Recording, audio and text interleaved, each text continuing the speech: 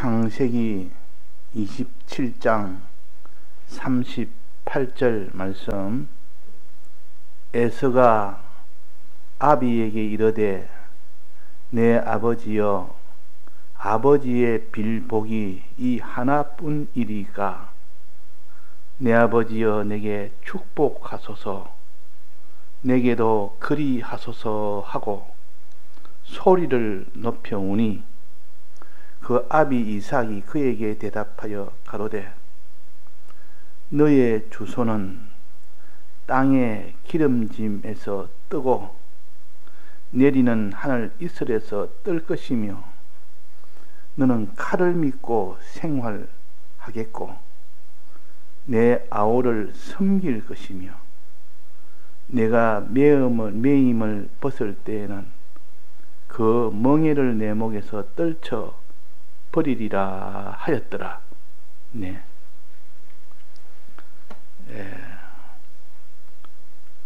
야곱과 에서는 상동이로 한날 한시에 낳지만은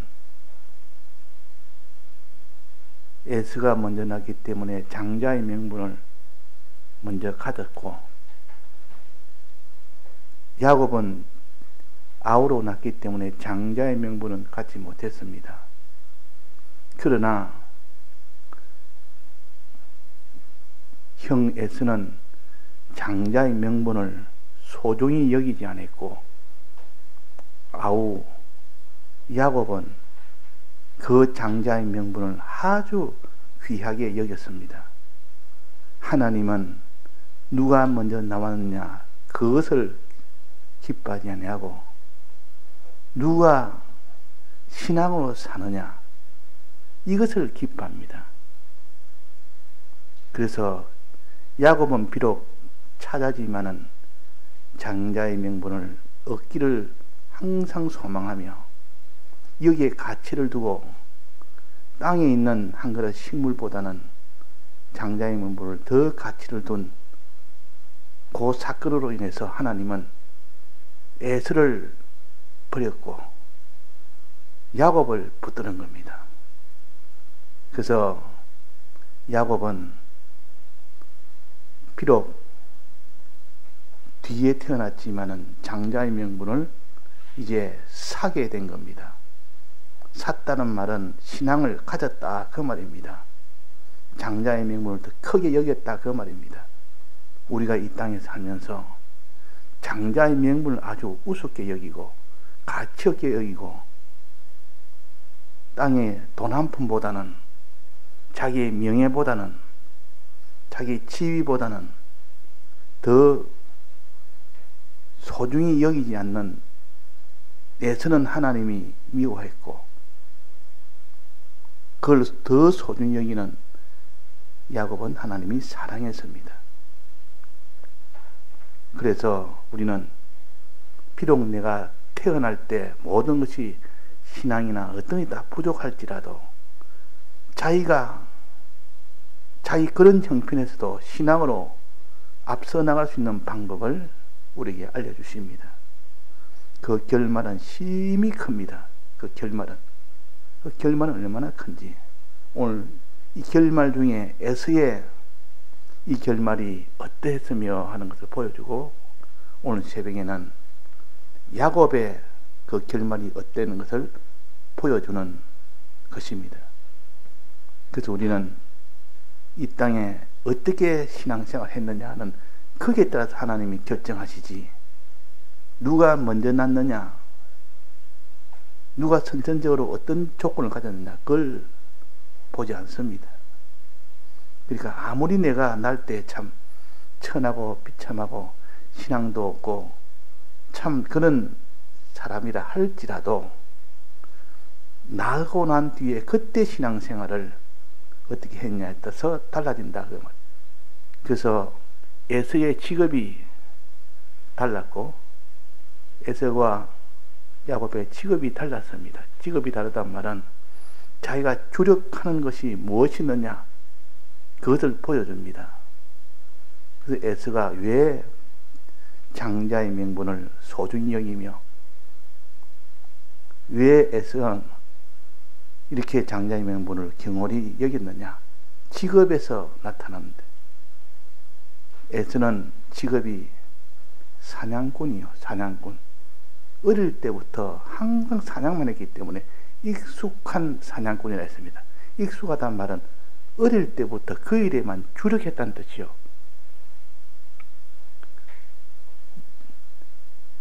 야곱은 직업이 뭡니까? 야곱은 사냥이 아니고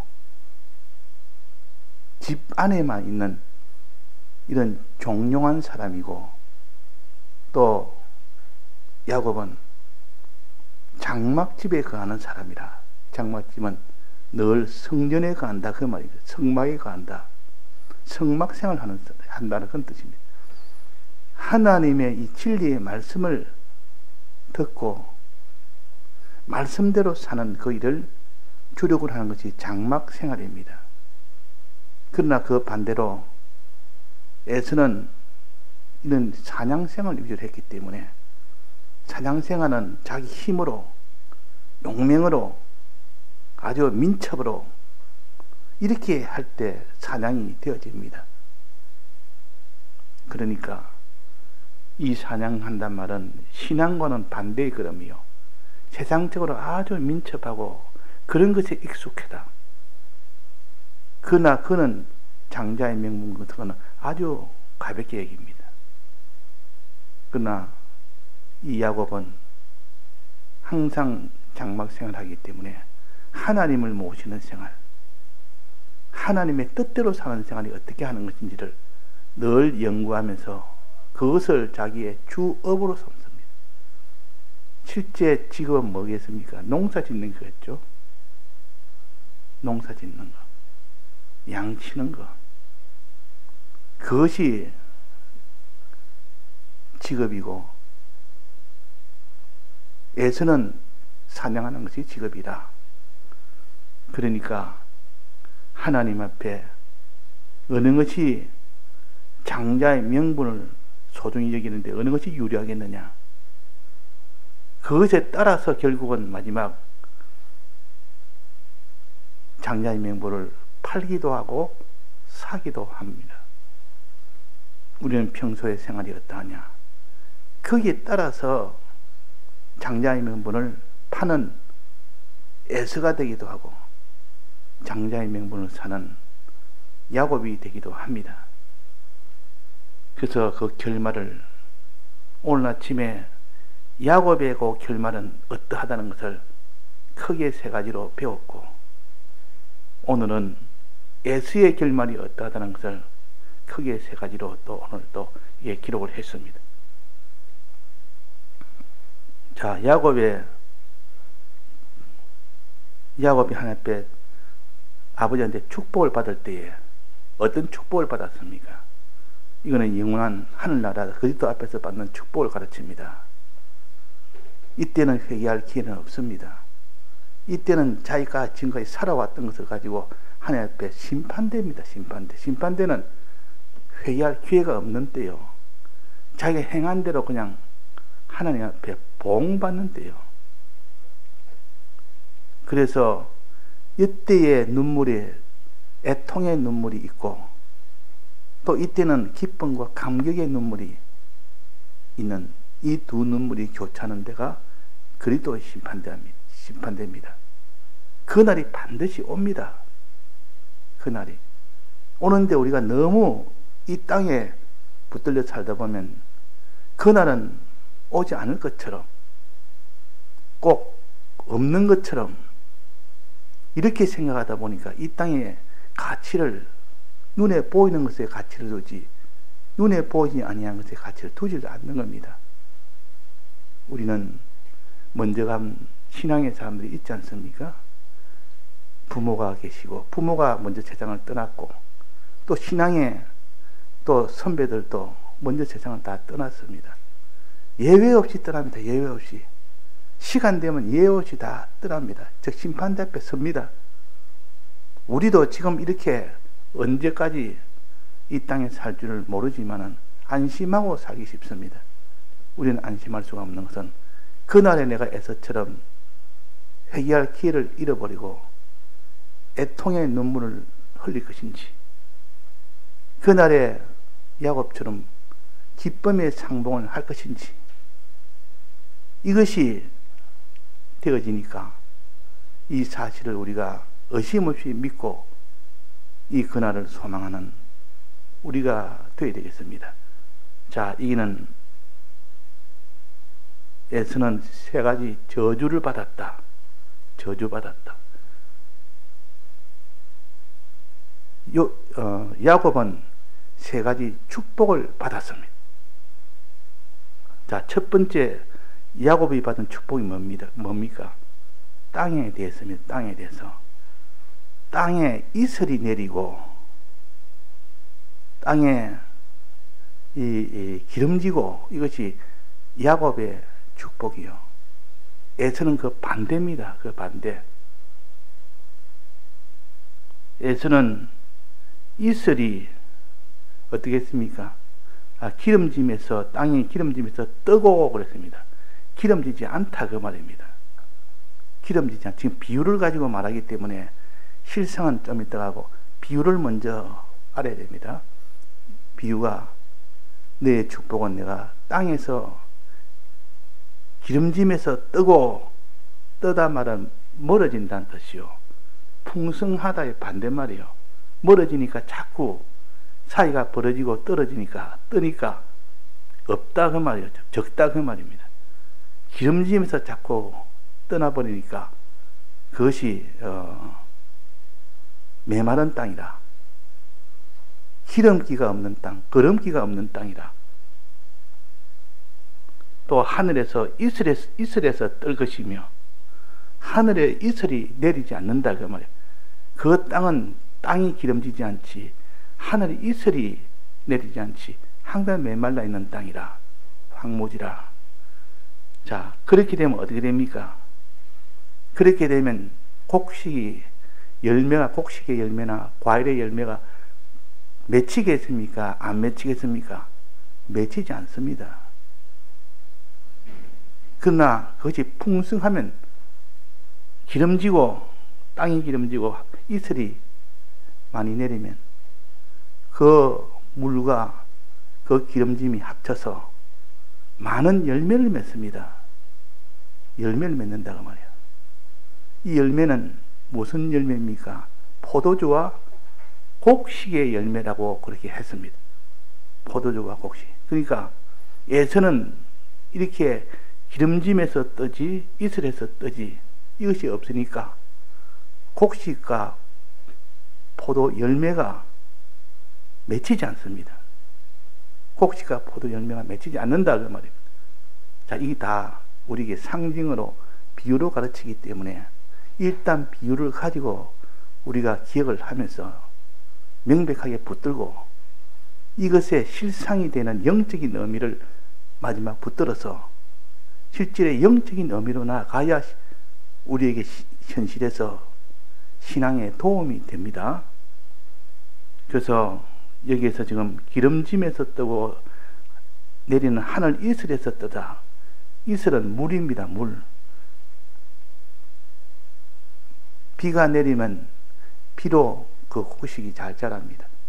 근데 비가 내리면 이슬이라도 매일 새벽에 내리면, 그것이 매일매일 내리면 그것이 비와 같은 역할을 하기 때문에 그게 우기가 없어도 식물이 자랍니다. 이스라엘은 우기가 너무 짧기 때문에, 그래서 과실 같은 거는 다 이렇게 아침에 내리는 이슬을 통하여, 그 물이 부족해도 그것으로 통하여 수분을 받아서 그래서 자랍니다. 그 이슬은 물이라, 비라. 또 기름짐에서, 기름짐이 있어야 된다. 자, 기름짐 영적으로 무엇을 가르치겠습니까? 우리 알지 않습니까? 성령의 은혜는 기름짐입니다. 이슬의 은혜는 말씀의 은혜입니다. 말씀의 은혜가 항상 내게 촉촉하게 이슬처럼 내리고, 성령의 은혜가 이렇게 항상 그 땅에 기름짐으로 이렇게 생기고, 그래 되면 그 사람은 그 땅은 어떻게 됩니까? 포도 열매를 잘 맺습니다. 곡식 열매를 잘 맺습니다. 이것이 야곱의 축복 아닙니까? 근데 이 반대로 이게는 기름짐에서 뜨고 하늘 이웃에서 뜨게 되니까 즉 진리와 말씀의 은혜와 성령의 은혜에서 자꾸 멀어진다. 멀어지는 겁니다. 멀어지고 너는 칼을 믿고 생활하겠고 그랬습니다. 자, 에서는 야곱은 무슨 축복받았습니다? 포도주와 포도의 축복을 받고 열매를 받고 풍성한 포도 열매 또 풍성한 곡식 열매를 받습니다. 여기는 곡식이 없고 포도가 없습니다. 왜? 기름짐에서 뜨고 이슬에서 뜨니까 그것이 안 맺힙니다. 포도가 안 맺히고 포도 열매가 곡식 열매가 안 맺힙니다. 자, 포도는 무엇을 가르칩니까? 포도 열매는 주님의 대속의 은혜를 믿는 것을 가르칩니다. 포도주를 마시라. 포도주 마시는 거 주님의 대속을 믿는 것을 가르치고 곡식을 먹는 것은 뭡니까? 곡식이 풍성한 곡식을 먹는다가 말입니까? 하나님의 뜻대로 행하는 것을 가르칩니다. 행하는 것. 그러니까 그 사람에게 포도주가 많단 말은 주님의 대속을 믿는 믿음이 견고하다 그 말이에요. 곡식의 열매가 많단 말은 그가 하나님 뜻대로 행하는 행함이 견고하다 그 말입니다. 풍성하다 그 말이에요. 그래서 우리가 이 신년 행사로 성찬식을 하는데 포도주와 떡 아닙니까? 떡이 내나 곡식이에요. 곡식을 갈아서 이 밀을 가지고 갈아서 떡을 만듭니다. 그러니까 장과 떡을 마시고 먹으란 말은 포도주를 마시고 이 곡식을 가지고 먹으라 그 말이에요. 포도주는 주님의 대속을 믿는 거 믿음을 가르치고 이 곡식을 먹는 것은 즉 떡을 먹는 것은 행함을 가르친다고 우리가 배웠습니다. 그래서 항상 우리의 생활은 포도주 먹고 곡식 먹는 즉 떡을 먹는 성찬식에만 그런 것이 아니라 우리 생활이 항상 그렇게 되어야 됩니다. 1년 내내 이것이 복받는 길이요. 그래서 여기는 그런 포도주도 없고 곡식도 없고 그럼 여기 뭐가 있습니까? 대신 포도주를 마시지 않고 떡을 먹는 대신에 뭐냐면 너는 칼을 믿고 생활하겠고 칼은 세상을 가르칩니다. 대속을 믿는 것이 아니라 세상에 이런저런 것을 세상을 믿는 겁니다. 주님의 대속을 믿어야 될 자가 주님의 대속을 믿지를 못하고 이 세상에 있는 것들을 믿는 겁니다. 세상을 의지한다 그 말입니다. 세상을 의지하고 돈을 의지하며 사람을 의지하며 지위를 의지하며 그 사람의 실력을 의지하며 그걸 믿는다 그 말이야. 그걸 의지한다 믿는다. 칼을 믿고 칼로 생활하겠고 야곱은 포도주를 마시고 떡을 먹으니까 그거는 하나님 뜻대로 행하는데 행하는 것은 하나님 뜻대로 생활하는데 여기는 칼로 생활하겠고 칼을 믿고 칼로 생활한다. 칼로 생활한다 말은 자기 뜻대로 행한다 그 말입니다. 자기 뜻대로. 이게 저주 아닙니까? 자기 뜻대로 행하는 사람이 된다. 거룩을 행해야 되는데 거룩을 행치 않고 죄를 행하고 의를 행해야 되는데 의를 행치 않고 불의를 행하고 선을 행해야 되는데 선을 행치 않고 불선을 행하고 악을 행하고 이런 자가 되어진다. 이걸 가르쳐서 너는 칼을 믿고 칼로 생활하겠고 그랬습니다. 자, 우리는 이 땅에 살면서 무엇을 믿고 살아야 되느냐? 돈을 믿고 살아야 되느냐? 사람을 믿고 살아야 되느냐? 지위를 믿고 살아야 되느냐? 믿을 것이 이 세상밖에 없다. 이 칼을 믿고 사는 겁니다. 또 네가 행할 것은 무엇을 행했느냐? 야곱은 복을 받아서 곡식을 먹고 즉 하나님의 뜻대로 사는 그 방편으로, 뜻이라는 그 방편으로 사는데, 여기서 지금 에서는 칼로 생활한다, 칼로 산다. 수단, 방법, 세상의 수단, 방법을 가지고 행한다, 그 말입니다. 야곱이 아직 하나 회개해야 될 것이 남아있지 않습니까? 그 나중에 회개하게 되는데 그것이 바로 방편이 잘못된 겁니다. 뭐를 이루기 위해서 속이는 방편, 수단 방법 가리지 않고 속입니다. 거짓말로 속입니다. 꾀를 부립니다. 그래가지고 하려는 그것은 칼로 사는 것이요. 칼로 행한다. 세상 방편으로 행한다, 그 말이에요. 거짓말, 미혹, 또 협박, 핍박, 이런 건 전부 다 칼로 생활하는 겁니다. 안 되면 거짓말, 안 되면 미혹, 안 되면 핍박, 어떤 수단 방법 가리지 않고 이것으로서 생활하는 겁니다. 이 생활을 갖춰서 칼로 생활한다 그러고, 믿는 것을 주님의 대속을 믿지 않고 세상을 믿는 겁니다. 세상을 믿고 산다. 이것이 에서가 받은 저주입니다.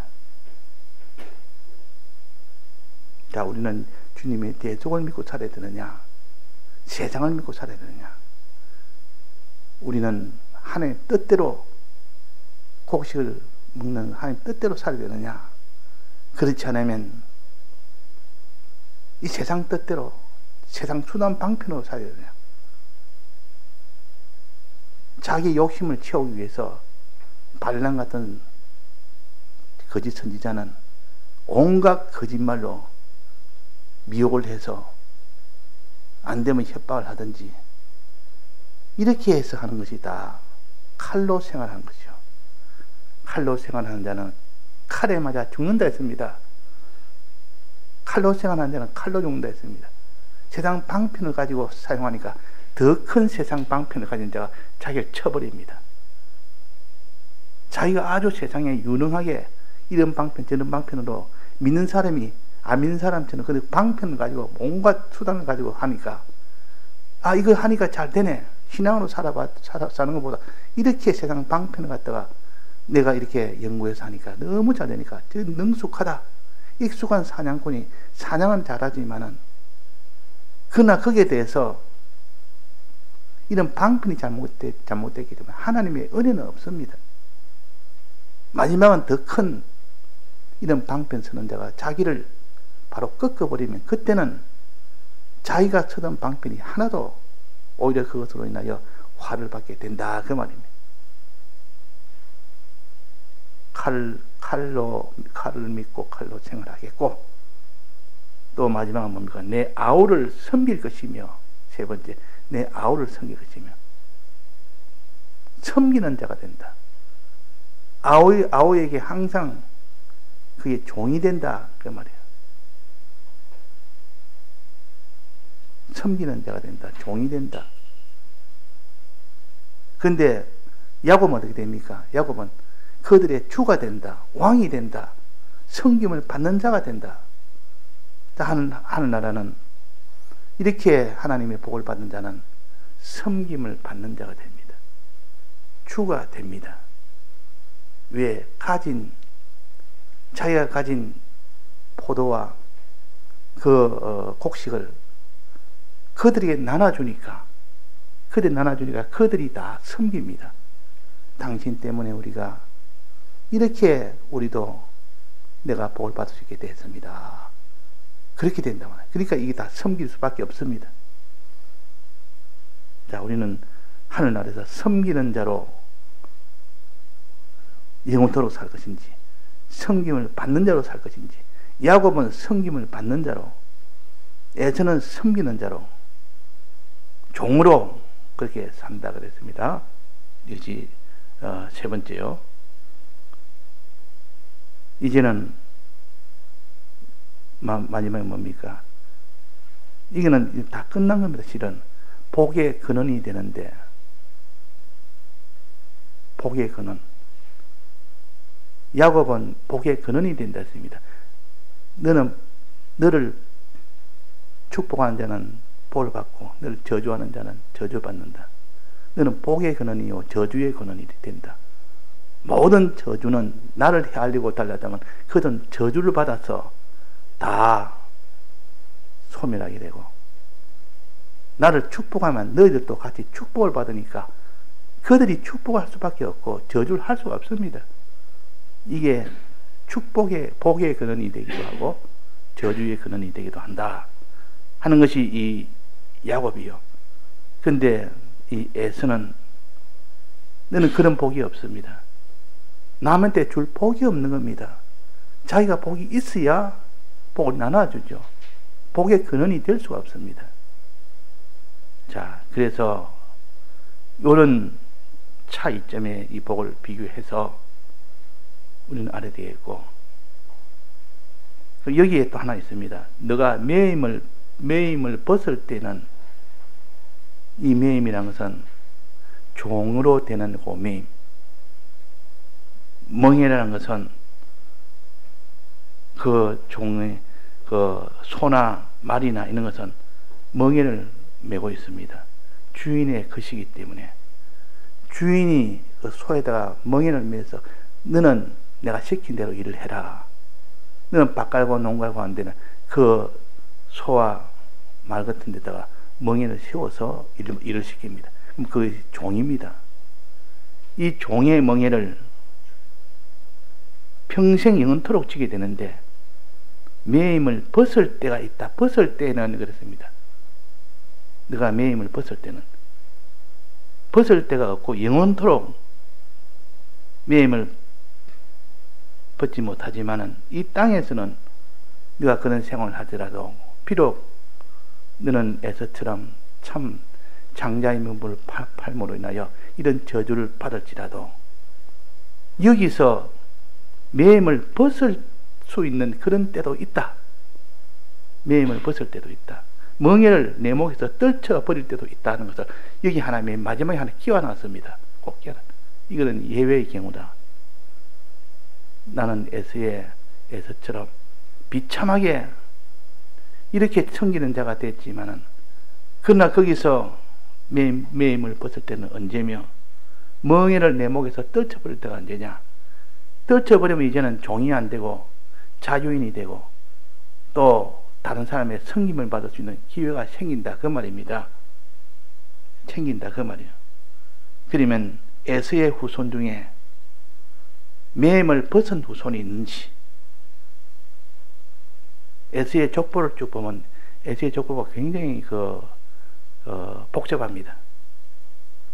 에서의 아내가 넷인데 둘은 가난한 사람을 자기 아내로 얻어서 거기서 자식들이 있고, 또 부모가 가난한 여자를 결혼하는 그걸 보고 참 싫어하고 아주 안 좋게 여기고, 야곱은 너는 바단 아람으로 가서 우리 종족과 결혼해라.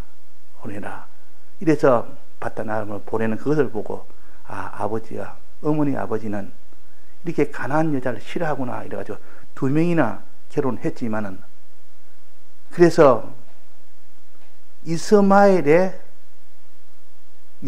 자기 아브라함의 그것도 후손 아닙니까? 이스마엘의 딸을 가지고 결혼했습니다. 2명의 이스마엘의 여자에 결혼했단 말이에요.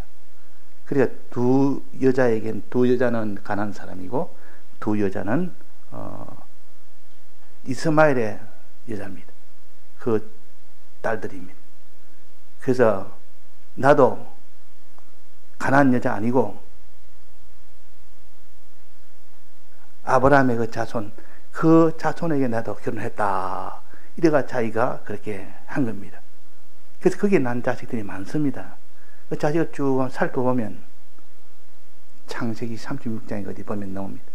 거기 너 보면 특이한 게 하나 있습니다. 거기서 첫째 아들의 이름이 엘리바스인데 첫째 아들 거기서 난 자식 중에 대세명이 되는데 거기서 보면 그나스라는 손자가 있다. 에서 자손 중에 손자죠. 아들의 아들이니까 그나스라는 아들이 있는데 그나스의 후손 중에 여분네의 아들 갈렙이 나옵니다. 여분네의 아들 갈렙. 갈렙은 어떤 사람입니까? 갈렙은 12지파가 가나안 땅으로 들어가기 직전에 정탐꾼으로 대표자를 뽑아서 보냅니다. 그때 유다의 대표가 갈렙이요. 유다 지파의 대표가 갈렙이요. 어떻게 해서 유다 지파로 들어갔는지 그거는 여기 기록이 안 됐는데 하여튼 유다 지파의 이 대표로 정탐꾼으로 가게 됐습니다. 유다 지파의 대표가 들어가는 것마도 신기한 일이고 그 에스의 후손인데도 그는 에스의 후손은 이는 신앙의 이 길을 걷지를 못하는 저주받은 족속인데도 거기에서 유다 나라에 속해졌고 유다 나라의 족장이 된 겁니다. 제일 대표자가 된 겁니다. 그래서 갈렙도 갔고 그리고 12지파의 대표자가 정탐으로 가서 돌아와서 거기서 끝까지 단삼 반대해도 여호수아와 갈렙은 하나님 뜻대로 우리가 저들과 싸우자 하고 한 뜻을 갖다 주장했고 나머지 10지파의 대표들은 우리 싸우면 다 죽는다. 돌아가자. 그래서 그 하나님 앞에 진노받아서 38년을 거기서 배회했습니다. 40일을 정탐꾼 생활을 했는데 40일을 1년으로 삼아서 40년을 총 애굽에서 나와서 그 머문 기간이 40년, 총 40년이요. 그 사건이 있고부터는 38년입니다. 38년 동안 그 땅에서 배회하다가 다 죽고 저 광야 세대, 광야에서 난 후세대만 들어갔다. 후세대만 들어갔다. 그렇게 나옵니다. 이렇게 이 갈렙은 누구보다도 이 여호수아하고는 신앙으로서는 제일 온전한 사람이에요. 또 갈렙이 좀 특이한 것은 그 들어가서 거기서 땅을 분배를 받는데 거기에 제일 어려운 지역이 헤브론이라는 땅입니다. 헤브론 땅에는 거기는 아주 아낙 자손이 있는 아주 거인들이 사는 곳이니까 그들은 굉장히 강합니다. 이기가 힘듭니다. 그래서 정탐꾼들이 헤브론을 보고 와서 우리가 안 됩니다. 저들은 강합니다. 거인입니다. 우리는 들어가면 다 죽습니다. 그런데 갈렙은 내가 들어가면 저 거인이 있는 아낙 자손이 있는 헤브론을 내게 주십시오. 내가 그것을 사워서 내가 가지겠습니다. 모세한테 그러니까 모세가 그래라 그랬습니다.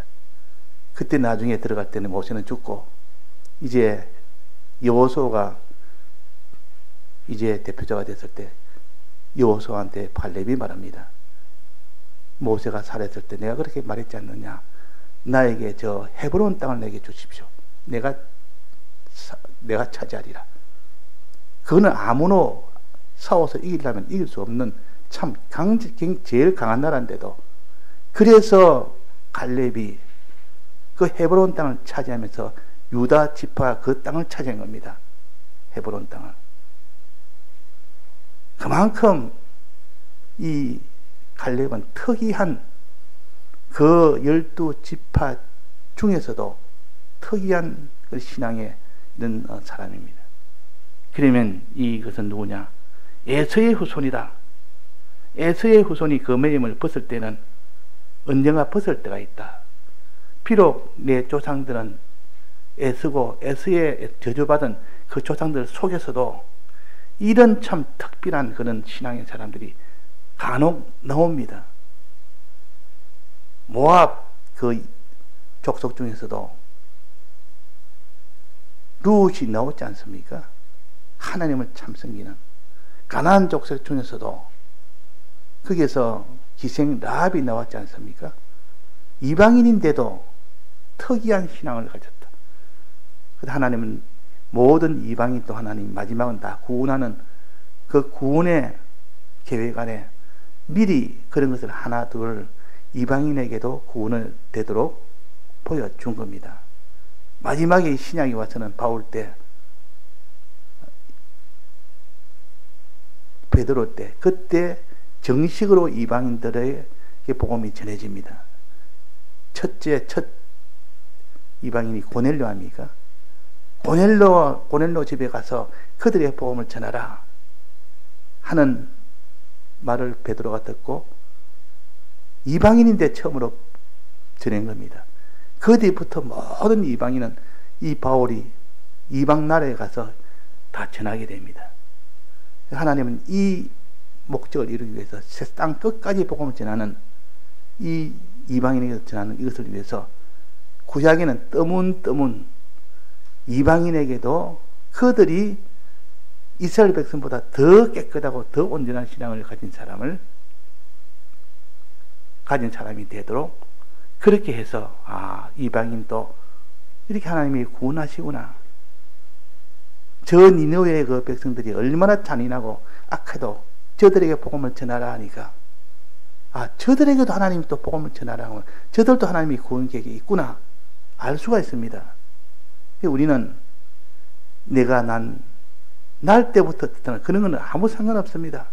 지금까지 내가 신앙생활 잘못해도 상관없고 지금부터라도 내가 잘하면 하나님은 그 사람을 붙들어서 이전에 더 잘한 사람보다 훨씬 더 신앙으로 나갈 수 있도록 만듭니다.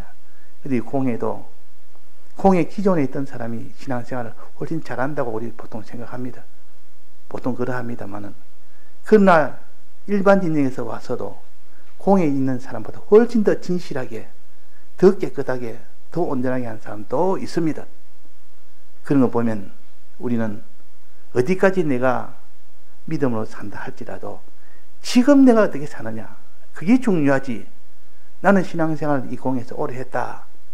하나님 그걸 보지 않습니다. 지금 현실에서 어떤 신앙을 가졌느냐 그것만 봤기 때문에 갈렙은 자기 조상이 그 에서의 나라, 에서의 저주받은 그런 속에서도 믿음으로 나아가는 그것을 보고 하나님이 참 복을 준 것이 갈렙이요. 그런 것처럼 우리도 어떠하든지 지금까지 어떻게 생활할지라도 내가 잘한 것을 기억하지 말고 못한 것을 갖다가 고치며 회개하며 이 나갈 수 있는 사람이 되어서 이전보다 더 나은 신앙으로 나가야 되겠습니다. 먼저 된 자가 나중되고 나중된 자가 먼저 된 데서니 공연히 내가 먼저 됐다 해서 교만하지도 말고 또 자기 늦게 됐다 해서 낭망하지도 말고 우리는 마지막 주님 앞에 설 때까지 이렇게 겸손하게 다해서 소망 가운데 나가야 되겠습니다. 다 같이 통성으로 기도하시다가 자유하시겠습니다.